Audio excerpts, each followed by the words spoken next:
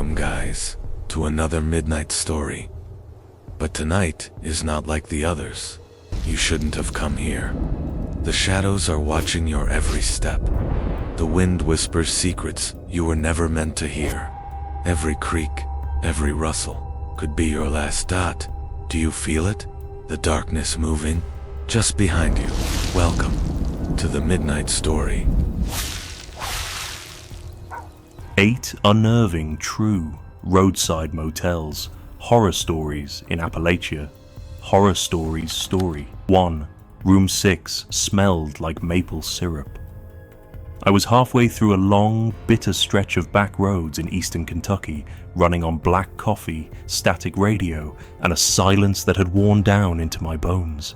I'd been driving since morning, trying to get from Hazard to Jackson, but the sun started bleeding out behind the mountains, and the roads narrowed into cracked ribbons with no shoulder and no streetlights. I saw the sign just after the last bit of dusk fell, a blinking red neon motel set crooked on a rusted pole with an arrow that barely lit up anymore. I figured it was a blessing, or close enough. The place sat just outside Hinman, down a gravel path behind a gas station that had long since stopped selling gas. The building was low and long. The paint peeled so bad it looked like it had a skin condition. One row of rooms, maybe 9 or 10. I pulled in, parked under a flickering yellow light, and walked up to the little office. Inside, the air smelled like damp wood and something sour, like pickles left out in the sun. The man behind the counter was older than sin, wore a brown cardigan in August, and didn't blink once while he checked me in. He asked if I wanted a smoking or non-smoking room, and I said non-smoking. He handed me a brass key with a red plastic tag, Room 6. "It's in the end," he said. "Don't worry about the smell." I asked what he meant, and he just blinked, finally, and said, "Some rooms carry a scent. This one's got syrup in its walls." I should have turned around. I should have laughed, said thanks, and kept on toward the next town. Sleeping in the car if I had to, but I was too tired, and it felt like the road had chewed me up and spat me out right there for a reason. So I nodded, pocketed the key, and walked down to Room 6. The moment I stepped inside, I knew what he meant. It hit me like a hand to the face. Thick, sweet, warm maple syrup. Not like pancake syrup from the store, but the real kind. Earthy, sharp at the edges, almost fermented. It clung to everything. I opened the window, turned on the wall fan, and set my bag down on the old floral chair near the TV. The place was dated, wood-paneled walls, cracked linoleum. A painting of a horse that was more dust than image, but it seemed clean enough. Clean for what I was paying. I figured maybe they used some off-brand cleaner, or one of those plug-in things that had leaked behind the couch. Still, the smell was too heavy for that. It didn't fade, even with the window open. If anything, it got worse the closer I stood to the bathroom wall. That night, I laid on the bed with the covers pulled up and the TV droning some old western. I didn't drift off. Not really. I just kind of drifted sideways in my head, my eyes closed. Listening to the low hum of the motel breathing around me. Around 2 in the morning, I woke up. No noise woke me. Just something inside me turned over and said, "You need to pay attention." The smell was stronger, rotten sweet, like syrup left out too long. I sat up, turned off the TV. The silence was immediate. The kind that pressed against your ears made you aware of your own heartbeat. Then I heard it, a sound behind the bathroom wall, slow, dragging. Breaths, not quite snoring, not mechanical. It had a wetness to it, like lungs that hadn't worked right in years. I stood at the bathroom door for a long time. Didn't open it at first, just listened. The sound would stop, then start again. I flipped the light on. The bathroom was plain. Yellow tile, a shower curtain stained with old mildew, cracked mirror. Nothing out of place. But when I leaned close to the wall between the sink and the shower, I could feel something, a faint pulse, like heat, behind it. Something moving, slow and steady. Breathing. I didn't sleep. At dawn, with light crawling through the torn curtain, I got up and crouched by the wall. I pressed my ear to the tiles, and the breath stopped. I don't know why I did what I did next. Maybe I needed to prove it wasn't in my head. Maybe I needed to make it real. I went to the little desk and grabbed the end of a rusted nail that had been bent in the drawer. It took some effort, but I managed to pry off a section of the baseboard by the bathroom wall. The wood splintered and snapped. Behind it, the drywall was soft, flaking, and beneath that, scratches, dozens of them, thin, desperate, like fingernails, scraping and digging. They weren't deep, but there were many. Some had faint streaks of red, not fresh, but long set into the dust. And just behind that, there was a hole, not big, a slit in the insulation. A vent, maybe, or something made by rodents. But it was just big enough that, if you really wanted to, you could press your eye to it. So I did. I don't even know what I was hoping to see, but what I saw. It was dark on the other side, but the wall didn't end there. There was space, a crawlway, or maybe a narrow room, and just far enough from the hole, there was the curve of something pale, flesh-colored. It didn't move, but it wasn't drywall. I watched it for a long time. And then it shifted, not quickly, just enough to show me it was breathing. I stood up too fast, knocked my head on the towel rack, stumbled into the sink. My hands were shaking. I backed out of the room, grabbed my bag, and left without brushing my teeth. I didn't go to the front desk right away. I sat in my car, sweating, watching the sun rise over the pines. I told myself maybe it was a trick of light, a nest of some animal, a shadow thrown by old insulation. But none of that explained the breathing, or the scratches, or the smell. Eventually, I walked back into the office. The old man was sitting exactly where I'd left him, same cardigan, same unmoving eyes. "There's something behind the wall in room 6, I said. "Something's living in there." He didn't react, just tapped his cigarette once on the side of an ashtray and looked up at me. "That room gets that way sometimes," he said. I asked him what he meant. He leaned back, the chair creaking under him. "Some rooms hold things, not people, just moments, regret, pain. They get stuck. Sooner or later they press back out. You don't gotta stay if it makes you nervous. You checked out already in your heart." I stared at him, waiting for more. But that was all he had to say. I left my key on the counter. As I pulled out of the lot, I glanced in the rearview mirror. Room 6's curtain moved, just a little, like a hand had brushed it from the inside. I didn't call the police. I didn't file a report. I drove all the way to Jackson without stopping, and for months I couldn't bring myself to even look at another motel. Some nights, especially when it's hot and still and there's no wind, I wake up with that same smell clinging to my skin, sweet, sticky, familiar. And I wonder, how long was it watching me through the wall? And more than that, what kept it from coming through? Story 2. The woman who never opened the door. It was the kind of drive you only do when you've run out of options, heading east through the Monongahela, trying to outrun a feeling you can't name. I'd left Charleston late, too late really, and by the time the sun dipped behind the thick green ridges near Richwood, I was squinting through foggy glass and second-guessing every turn. That stretch of road doesn't offer much after dark, just shadows and the kind of silence that makes your ears hum. My gaslight had been on for longer than I was comfortable with, and I hadn't passed another vehicle in half an hour when I saw a wooden sign nailed to a tree off the right bend. Briar Hollow Inn, vacancy. I slowed down. Didn't want to, but felt like I had to. The drive up to it was gravel, damp with a shine of recent rain. The building itself was plain. 2 wings in an L shape, faded red shutters, and a gravel lot littered with mossy puddles. The office was attached to the end unit, and the light inside buzzed warm and dull. The door creaked when I stepped in. Smelled like wet dust and old pine. A man sat behind the counter with one hand wrapped around a ceramic mug and the other on a small bell. He looked up like I'd just interrupted a very long thought. "Room?"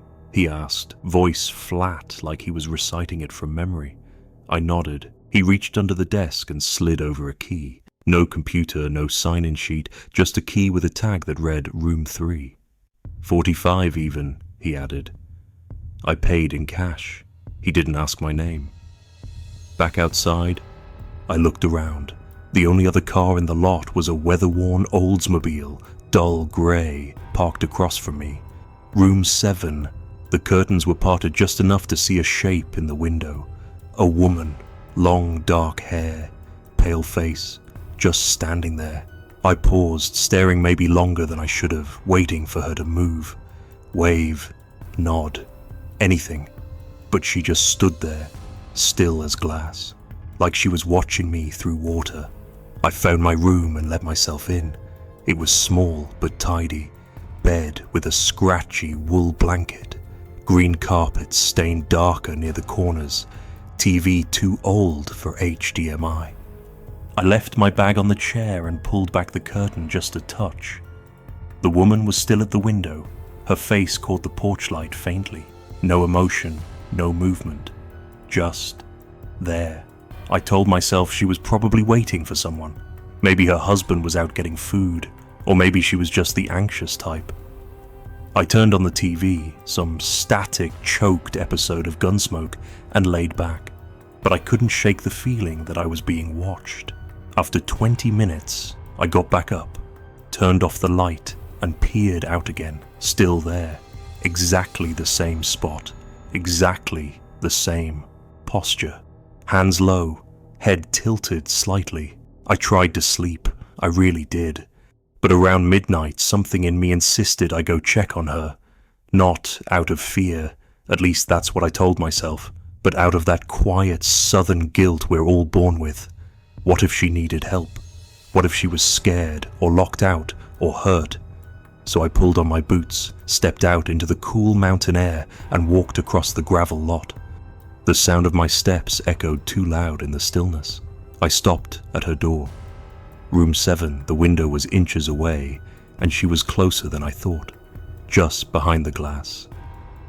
Now I could see the details of her dress, cream-colored, long sleeves, something from another decade, and her eyes, not wide, not angry, just empty, flat. I raised my hand and knocked. She didn't flinch. She turned her head, slow and heavy, like a hinge that hadn't been used in years. Her eyes met mine. From this close, I could see she was crying, not moving, not sobbing, just slow tears down a still face. "Ma'am," I said quietly, "you all right in there?" She didn't blink, didn't nod, just stared. I waited, then knocked again, louder, nothing. After another minute, I gave up, backed away. Her face followed me through the window until I was out of view. I slept only because I forced myself to. Pulled the blanket tight and left the TV on low to drown out the silence. I dreamed of a house I'd never seen before, one buried in mud and roots, with all its windows bricked up from the inside. When I woke, it was daylight. Light slid through the gap in the curtains and caught the dust floating through the air like ash. I sat up, eyes burning, and remembered. Room 7. I opened the curtain. The window was empty. The Oldsmobile was gone. I got dressed and walked to the front office. The man was still behind the desk. Same mug. Same stillness. "The woman from room 7, I said. "Is she all right?" He didn't answer, just looked at me like I'd spoken in a language he hadn't heard in a while. "The one from last night," I continued. "Dark hair, pale. She never left the window. I tried to knock. She didn't say anything. I just want to make sure. No one's in 7, he said. I frowned. Well, there was last night. Grey car. She was standing right. He held up a hand. No one checked into room 7 for 2 weeks. I stared at him. But I saw her. I knocked on her door. He leaned forward, his voice lower now. She shows up sometimes. Looks like she needs something. But she ain't never opened that door. There was a long pause. I waited for a smile, some kind of joke. None came. You're not the first, he added, but don't knock again. I left without breakfast. The road back to the highway was lined with trees heavy with early summer leaves. I kept the windows down to shake the lingering scent of mildew from my clothes, but the air felt thicker than it should have, like I'd stepped out of one world and into the memory of another. I tried to tell myself I'd imagined it, that I was tired or seeing things, but that doesn't explain the handprint on my window when I stopped for gas an hour later. It was small, feminine, damp, and pressed from the inside. Story 3, I wasn't the only one. In room 12, I was 3 hours past where I meant to be, and every road I took kept getting narrower, like the land was folding me deeper into itself. This was near the Tennessee line, sometime past midnight, and the fog hung so low it looked like the trees were exhaling into the black. I'd driven 12 hours straight, half of it through winding hollers that chewed up my cell signal and spat out static on the radio. I was looking for anywhere I could rest my eyes, just a bed and a door that locked. That's when I saw it, a bent metal sign that flickered vacancy in green light, barely holding on. The paint was long gone from the pole. Behind it was a single-story building, flat roof, brick and wood, with a gravel lot that dipped in the center like it had swallowed too many tires. The place didn't even have a name, no front office, no lobby. Just a small window in the side wall with a buzzer. I pressed it, and a minute later, a man appeared behind the glass, face half hidden in the glow of a desk lamp. He looked like he'd been sitting still for days, skin loose around his jaw, dark eyes, shirt with a stain on the collar that wasn't fresh. "Just you?" he asked, like it mattered. I nodded. "Yeah, just passing through." He slid a key under the glass. Room 12, $40, cash only. No questions, no forms. I didn't ask his name, and he didn't ask mine. The room was at the far end of the row, right beneath a crooked bulb that buzzed faintly, like it was struggling to remember how to light.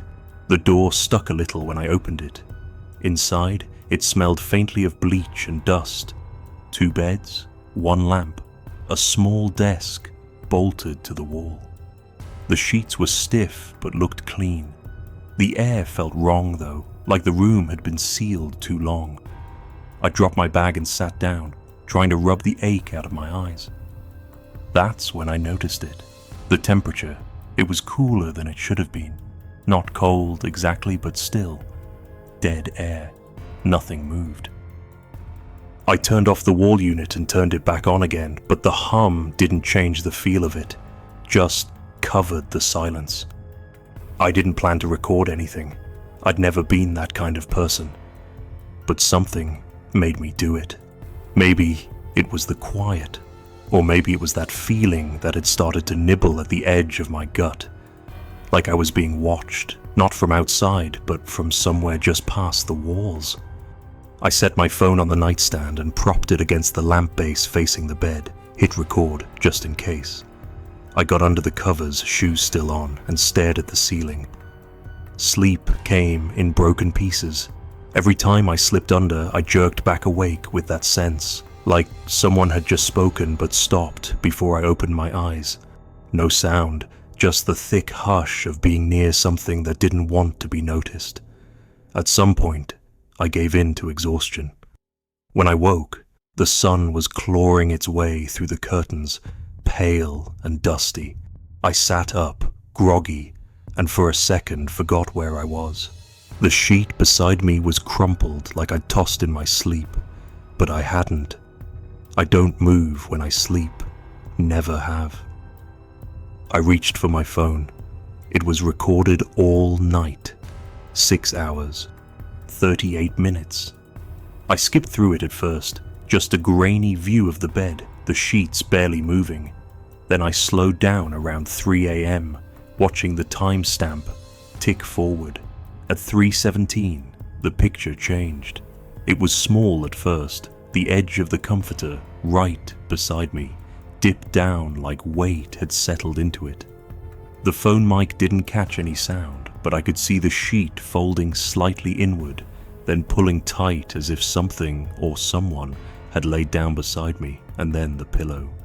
It lowered slowly, like a head had settled into it. There was nobody there. Just the shape of pressure forming, sinking in next to mine. It didn't bounce back. It stayed that way until the video ended. I didn't move during any of it. I rewound it 3 times. Same thing. At 3:17, the sheets press down. At 3:18, the pillow lowers, and I never so much as twitched.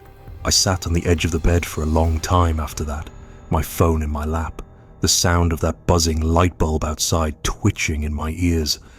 The air still felt heavy, like whatever had been there hadn't quite gone. I checked the closet. Empty.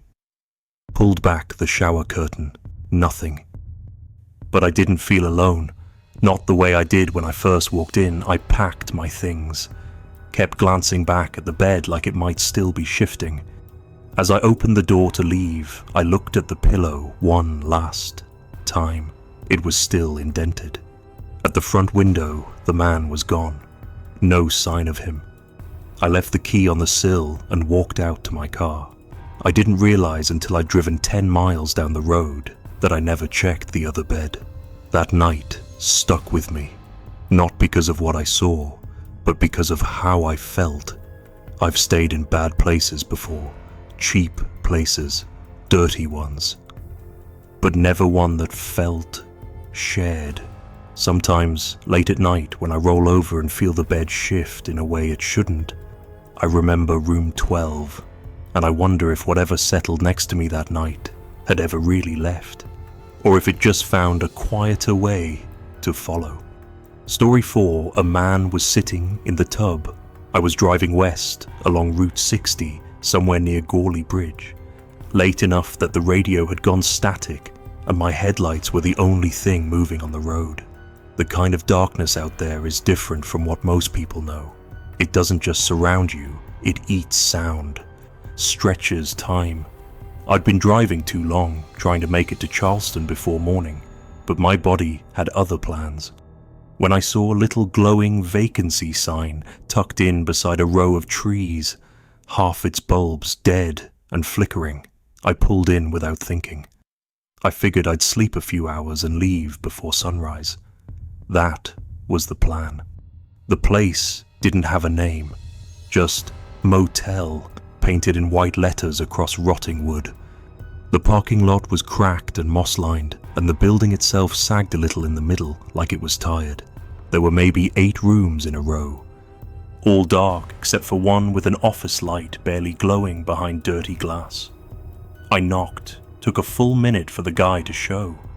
He was thin, almost hollow looking, with a tremor in his left hand and breath that smelled like sweet tobacco. No small talk, just slid me a key with a number etched in. 2. The room wasn't awful, just forgotten. Brown carpet that felt damp even through my boots. A bedspread that looked like it had stories. One weak bulb in the ceiling and a TV that groaned when I tried turning it on. I tossed my bag on the chair and went to check the bathroom. Only the door wouldn't open. The knob turned, but it stopped halfway like something was caught on the other side. I didn't force it. Figured maybe it was warped from humidity or just plain broken. I didn't need a shower anyway. I sat on the bed, boots still on, trying to rest. But the room had this stillness to it, Not peace, but a kind of weight, like it was watching me, like something in the walls was holding its breath. After half an hour of tossing and hearing my own heartbeat too loud, I got back up. I tried the bathroom again. This time the knob turned all the way, and the door creaked open an inch at a time, like it had just decided to cooperate. The lights were off, but a sliver of moonlight came in through the tiny window above the shower. Everything looked ordinary at first, but when I stepped in, I saw the tub was wet, fresh. There was no puddle, just droplets clinging to the porcelain, and the edge looked like someone had gripped it recently. I leaned forward, turned toward the mirror above the sink, and my stomach dropped. Someone had written on it through the fog. I hadn't run the water, there was no steam, but clear as day, traced by a finger, were the words, "Stay here." I stepped back fast, knocking my elbow into the doorframe. My first thought was that someone else had been in there. Maybe it was still there. I scanned every inch of the tiny room. No one, no signs of entry, but the message hadn't been there earlier. I was sure of it. I backed out, closed the door, and grabbed my keys. I didn't care if it was a prank or mold-induced sleep hallucination. I wasn't staying. I locked the door behind me, jogged out to the car, and climbed in. The gravel crackled under my tires as I turned the key. The engine turned once, then nothing. Again. Still nothing. I checked the dash. Everything lit up fine. The battery was good. The gas was fine. I turned the key a third time, and all I got was a low, mechanical groan, then silence. I sat there in the dark for a minute, hand frozen on the ignition, eyes on the rearview mirror like something might walk up behind me. The air inside the car got cold, too cold. I could see my breath. It didn't make sense. I looked out at the motel. Every room is still dark, except mine. The light was on, and the curtain was open. I could see straight in. The door was open. I told myself I must have left it like that. I was rushing, panicked. But deep down, I knew better. I stared at that doorway, trying to see if someone, something, was standing just out of frame. After 10 minutes and no movement, I gave in. I had no signal, no bars, no landline out here. The only phone I could use was in that room. So I went back. Each step on that gravel lot felt like it echoed longer than it should have. I reached the door, pushed it open slowly. The room was empty. But the bathroom door, it was wide open. I don't know why I went in. Maybe I needed to prove to myself that I wasn't crazy. Maybe I thought if I saw nothing, I could leave and forget the whole thing. But I stepped back into the bathroom.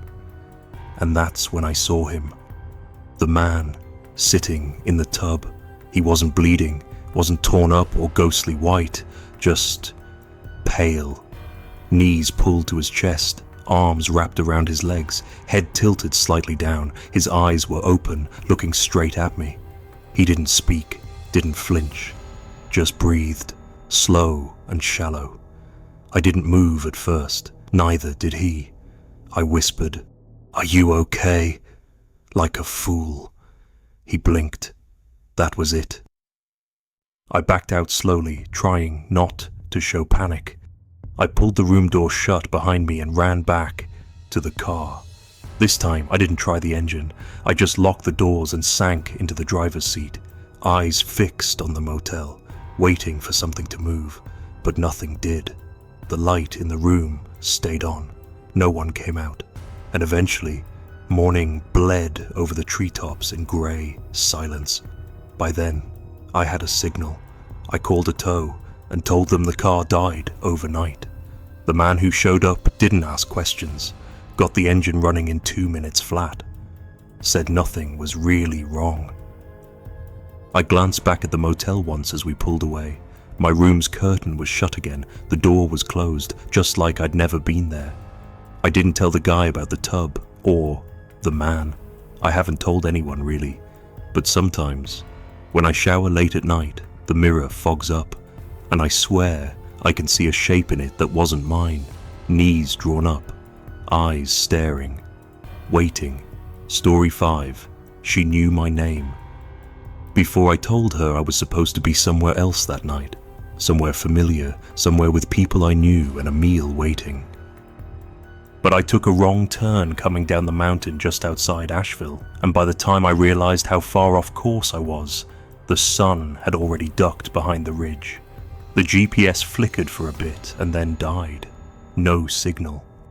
I drove for another 30 minutes, just trying to hit a main road, but all I found were fields gone to seed, rusted mailboxes, and the kind of dust that makes the woods feel closer than they really are. The motel was the only thing with light for miles. Just appeared on the left like it had always been there. Cheap siding, yellow like old cornmeal, with a crooked neon sign that just said, Lodge. No brand, no chain. There was a small office out front with windows fogged on the inside and 2 porch lights buzzing with moths. I pulled into the lot without thinking about it.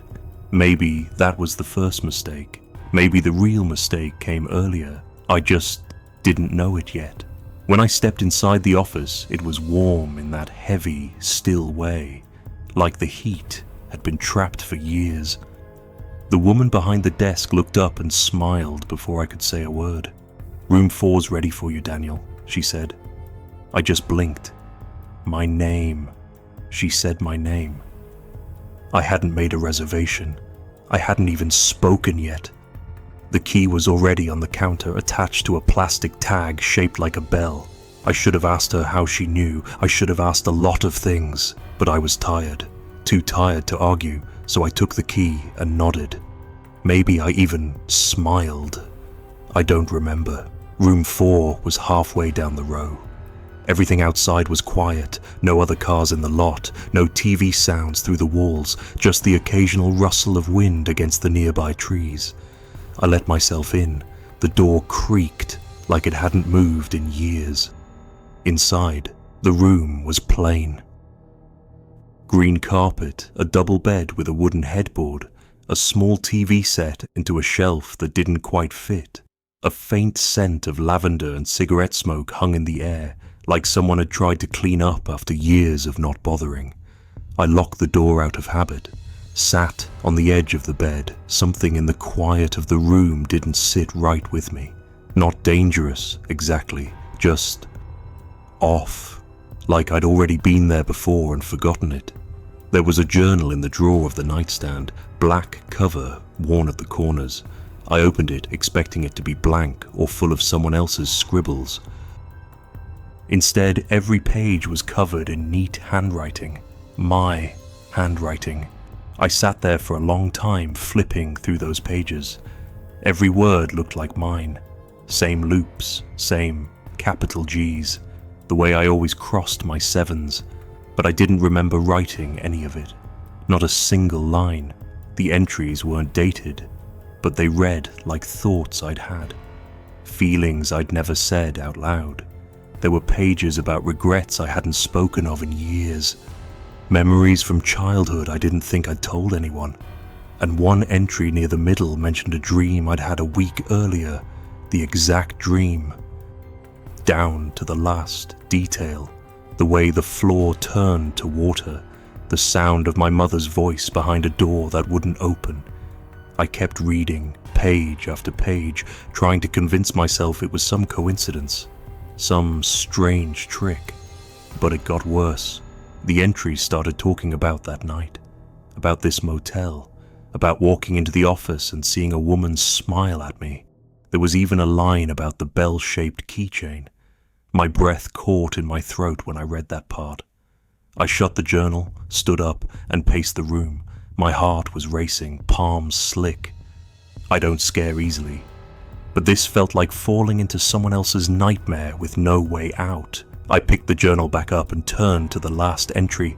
It was short, just one line. She knows what you'll do, and she forgives you. I don't know why, but that shook me worse than anything else.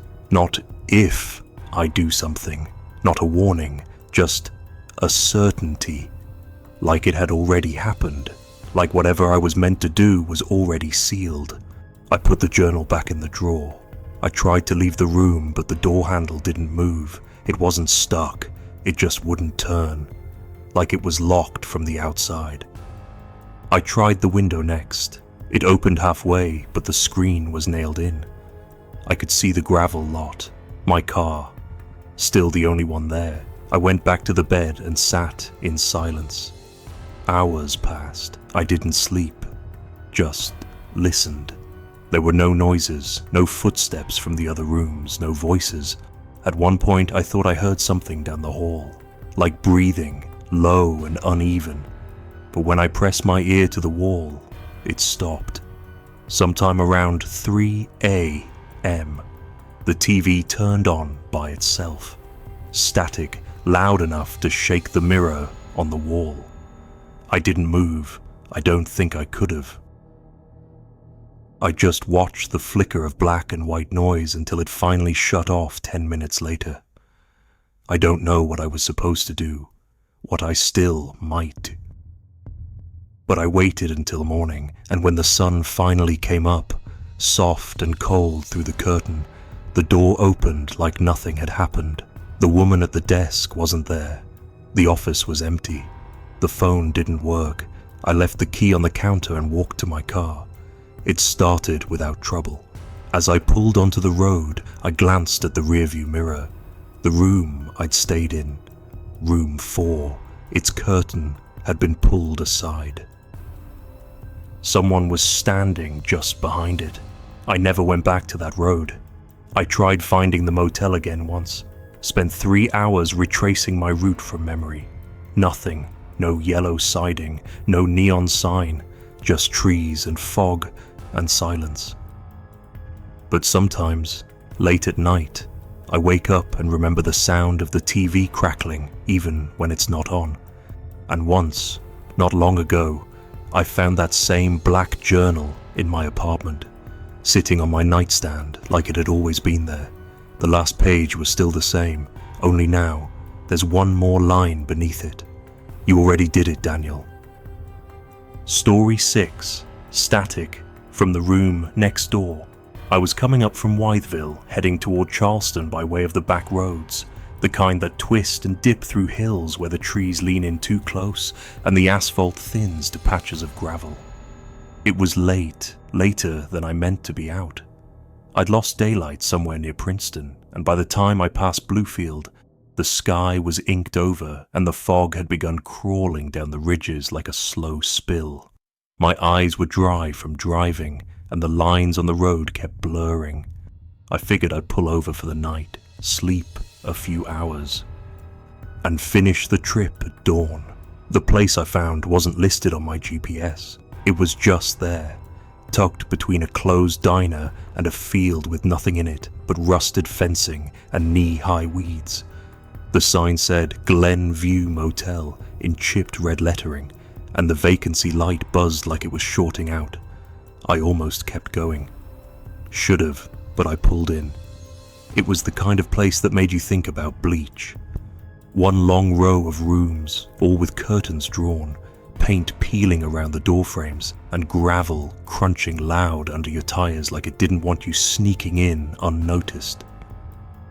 I went into the office, where the clerk sat behind a thick pane of scratched plexiglass. He didn't smile, just slid a key under the gap at the bottom. Room 16, he said, voice low and slow, like it was his only line. I asked if there was anywhere nearby to get food, and he just shook his head. I was too tired to push it. Room 16 was 2 from the end. It smelled like old carpet and 1,000 nights of quiet regret. The bed was stiff, and the heater rattled when I turned it on, but it was warm, and I was alone. That's all I needed. Except, I wasn't alone. Not really. The sound started maybe 10 minutes after I turned out the light, static, not faint, not like it was coming from another room behind the wall. This was louder, sharper, like an old television turned to max volume and left there to rot. It came from room 17, next door. I waited, thinking it'd stop. Maybe someone was flipping channels or fell asleep with the TV on. But it didn't stop. It droned, flat and ugly and constant. Just that hiss, with the occasional garbled blip of something trying to come through. I got dressed, walked back to the office in the cold. The clerk didn't look surprised when I brought it up. "There's a TV on at 17, I said. "It's keeping me up." He didn't answer right away, just stared at me for a second too long. "No guests in 17, he said finally. I blinked. "Well, someone's in there. TV's blasting." He shook his head again. "Nobody's been 17 for a while. Power's still on, but it's empty. Can you check?" He didn't move. "I don't go near that room." Something about the way he said it chilled me. Not like he was afraid. More like he'd given up trying to understand it. Like he'd made his peace with something I hadn't seen yet. I left and stood in front of room 17. The curtains were drawn tight, yellowed with age. The door had no security chain, just the knob and lock. I knocked. Nothing. I knocked again. Still nothing. But the static kept going, loud as ever, humming right through the wall. I tried the knob. It turned. The door was unlocked. Inside was dark, save for the flicker of the television. It was the old kind, square box, heavy, sitting low on a particle board stand.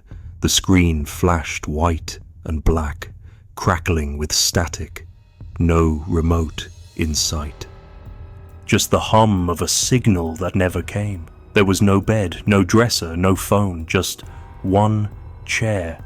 A single wooden chair sat in the middle of the room, facing the TV.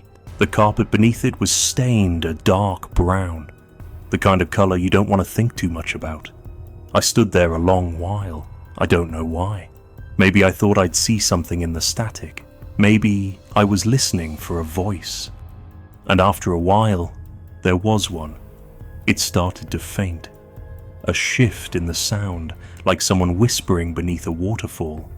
Then it rose, still raspy, still distant, but clearer. "He still watches," it said, "even when you leave." The voice stopped. The static didn't. I backed out of the room slowly, heart pounding in my chest like it wanted to leave before I could. I closed the door without slamming it. Didn't want to wake whatever might be sitting in that chair. Back in my room, I sat on the bed with the lights on and didn't move. I didn't sleep. Just stared at the wall between me and that room where the static droned on. At some point, maybe around 3 a.m., it stopped, cut off mid-breath. That silence was louder than the noise. I don't remember dozing off. But when I opened my eyes again, morning light was leaking in under the curtain. I stood, opened the door, and glanced at room 17. The door was cracked open. Just a few inches. I didn't look inside. I got in my car and drove. Hours down the road, well past the state line. I stopped for gas. As I went to pay, I noticed something in my back seat through the reflection in the glass door. Just for a second. A shape, small, still, like someone sitting there, just watching the back of my head. I spun around. Nothing there. But every time I drive now, I catch that same flicker. In mirrors, in windows. On the TV when it's off. And when I can't sleep at night, I sometimes hear that voice again. He still watches, even when you leave. Story 7. The motel had no road leading to it. I wasn't supposed to be anywhere near Marion that night. I'd taken Route 221 up toward Linville, hoping to avoid traffic around Asheville, but I got turned around near the base of Walker's Knob. Road signs started thinning out, and the GPS started spinning that little blue arrow like it was chasing its own tail. I figured I'd get back on track soon enough. The sun was already gone, bleeding out over the treetops. And the fog started rolling in like it always does in that part of the mountains. Thick, slow, almost alive. The kind of quiet that starts humming in your ears. Next thing I remember, I was just there. I don't know how else to put it.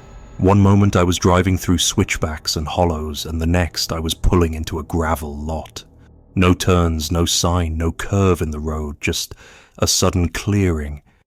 Trees parted like they'd stepped back just enough to make room for the building. A one-story motel, stretched out like a tired dog, shingles missing, paint long peeled down to dry wood, and a crooked fluorescent sign buzzing with no name. Just light. There were no other cars in the lot. No sound except the low chirp of crickets and something deeper, like the land breathing under itself. I should have noticed the road behind me wasn't there. The office light was on. I got out and walked in without even checking my phone. That's the part that sticks with me. How easy I moved, like I'd done it before. The man behind the counter looked up as I stepped inside. He was in his late 50s maybe, skin tanned like old bark, wearing a flannel that had seen better decades. He didn't look surprised to see me. "You came a long way, huh?" he said. I paused, hand halfway to my wallet. "Yeah," I said, though I didn't know what he meant. He slid a key across the counter before I could ask anything else. Room 5, brass key, plastic fob, faded to the point you could barely read the number. I asked how much, but he just smiled like we'd already settled that part. I took it and walked back out. Room 5 was 3 doors down. The hallway light flickered as I passed under it. The knob turned stiff and the door groaned open like it hadn't moved in a while. Inside was simple. Brown carpet with melted spots near the heater, a bed covered in an old wool blanket, nightstand with a dead lamp, and a small window that looked out into nothing but trees. I sat down on the edge of the bed. I didn't feel tired exactly, but my legs were heavy. My thoughts kept drifting like smoke. There was no clock in the room. I don't remember if I ever looked at my phone. Some time passed, minutes or hours, I don't know, and I started to feel uneasy, not scared, just misplaced, like my body didn't belong where it was sitting. Like something old and quiet was watching me from inside the walls. The silence was thick. Not the natural kind, either. Not forest silence. This was the kind of stillness you feel when something else has already listened first. I don't remember falling asleep, but I remember waking up. Only I wasn't in the motel. I was in my car, engine off, parked beside a gas station I didn't recognize. Pale light from the overhead lamps buzzing above me. It was early morning, sky still tinted blue-grey. My head throbbed like I'd been sleeping underwater. I looked around, blinking hard. There was a man sweeping the lot in front of the station. He didn't look up. I stepped out, walked inside to ask where I was. "Just off 226, the cashier said without glancing at me. "Outside Spruce Pine." I felt cold all over. That was 20 miles north of where I remembered being. I asked him if there was a motel nearby. Something out by the woods, maybe no sign. He shook his head. "Ain't nothing like that out this way," he said. "Closest is back near Marion." I checked my jacket pocket as I stepped back outside. The motel key was still there. Room 5, same fob, same dull brass. Heavy as sin. I spent the rest of that day driving, circling back, retracing turns I thought I'd taken, searching the map for any hint of a side road or driveway I might have missed. Nothing, not even tire tracks leading off the road. I asked around in town the next day. A couple locals listened to my story and went quiet the moment I mentioned the building. One older man behind the counter at a bait shop looked at the key in my hand and said, "Some places don't stay gone, even when they should. Best to let 'em be." I left it at that. I still have the key. Sometimes I think about throwing it away, but I never do. It sits in the drawer beside my bed, cold to the touch no matter the weather. Every once in a while, usually around 3 a.m., I'll wake up and feel like I'm back in that room. That same weight on my chest, that same buzzing behind the walls, and I wonder how far I really came, and whether I ever left. Story 8. The guests all had the same face. I was supposed to be in Gatlinburg by nightfall. I'd left Atlanta late, hit bad traffic near the state line, and took a detour through the edge of the Smokies, where the roads get narrow and the trees start leaning in like they're trying to whisper something. By the time the sun dipped behind the mountains, the fog had started creeping in, slow and wet like breath on glass, and I was still winding along some barely lit back road that didn't seem to end. I was tired, my hands ached from gripping the wheel, and I told myself I'd pull over at the next place I saw, no matter how rough it looked. That's when I saw the sign, Hollow Pines Lodge. Simple white letters on a green board bolted to a rotting post. There was something about the name, quiet, safe sounding, the kind of place your grandparents might have stopped at in the 60s. I turned in. The gravel crunched under the tires and I pulled into a small lot lined with pine trees so thick the headlights barely reached between them. The building itself was a long, low structure of faded brown wood, lit by a single buzzing fluorescent strip above the office door. Inside, a bell jingled as I stepped in. The air smelled faintly of cedar and something like old paper. The man behind the desk stood before I could say anything. He was smiling, not big, not forced, just polite. Neat black hair, thin frame, tan sweater buttoned at the collar. "Welcome," he said, voice low and pleasant. "Room 8's all ready for you." I froze a little. I didn't call ahead. "That's all right," he said. "You've come a long way." The way he said it stuck with me, not just the words, but like he knew, like he'd been waiting. I figured he was just being hospitable. I was exhausted. I paid in cash and took the old brass key he handed me. Room 8. The hallway leading to the rooms was narrow and clean, dimly lit. The carpet had that flat, worn-in feel of shoes from 1,000 travelers. I passed 2 other doors, both closed, and came to mine. The key turned stiffly. Inside, the room was modest but clean. A full bed with a forest green comforter, a small table with 2 chairs, a wall-mounted TV that probably hadn't worked since the Bush administration. There was a painting of a creek above the headboard. No phone, no Wi-Fi password. Just silence. I slept, but not deeply. There was a sound, something I couldn't place at first. Not footsteps, not voices, just this faint, rhythmic thrum, like wind pushing through hollow spaces. I lay there for a while in the dark, ears tuned to every creak and shift of the building, but nothing happened. Eventually, I drifted off again. The next morning, I made my way to the small dining room just off the office. It was simple, 3 round tables, a counter with burned coffee, and a tray of bread that had gone slightly stale overnight.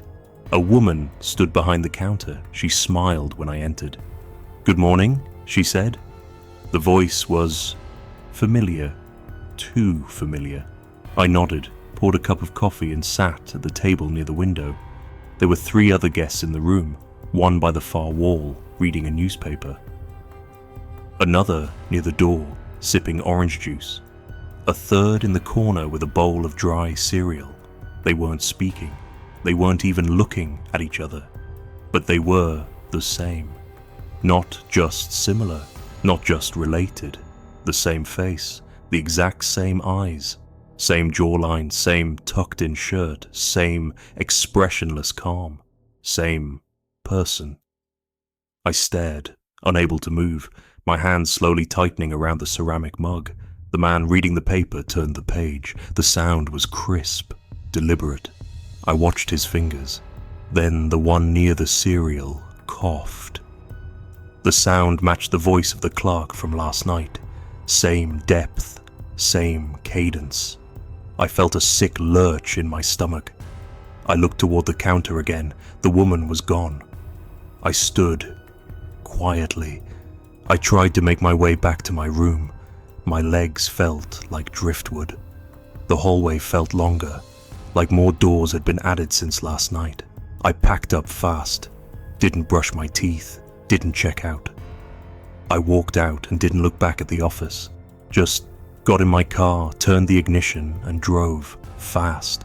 I didn't stop until I'd put at least 50 miles between me and that place. It wasn't until I pulled into a gas station somewhere near Townsend that I allowed myself to exhale. I went in, bought a bottle of water, and set it on the counter. The attendant was a middle-aged guy with tired eyes and a scruffy beard. He scanned the bottle, looked up at me, and paused. Then he smiled. Not like the others. Not like them. "You got out," he said, almost like a question. I didn't reply. Most don't. He handed me the receipt. I nodded and walked out. But here's the part I still can't shake. When I glanced at the security mirror behind the counter, just a split-second look over my shoulder. I swear to God, the man behind the register had that same face too. He just wasn't using it yet.